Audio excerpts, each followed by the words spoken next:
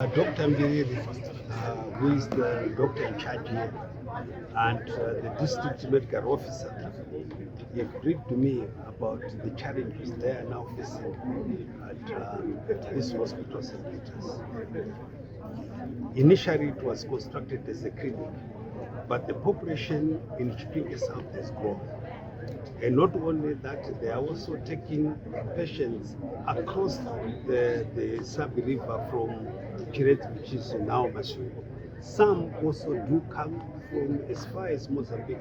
But besides that, we have got Maria, we have got some Chia, and all these people and Mtema, they sometimes congregate here.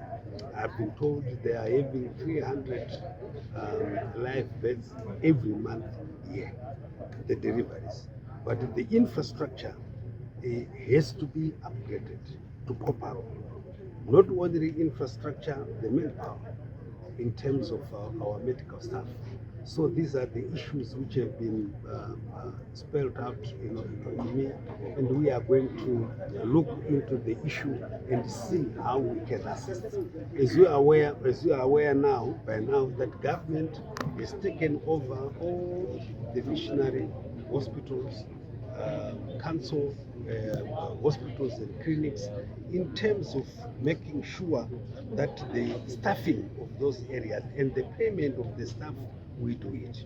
So I've already they've already talked about their X-ray, which is outdated, and they've gone into their laboratory. They need the solar to back up when they do their operation. These are the issues which we are going to look into. And we, on our part, we are building hospitals, 20-bed hospital, 60-bed hospital, depending on the size of the population. Now already, I see that here we need a 60-bed hospital, which has got more than 3 theaters because of the demand.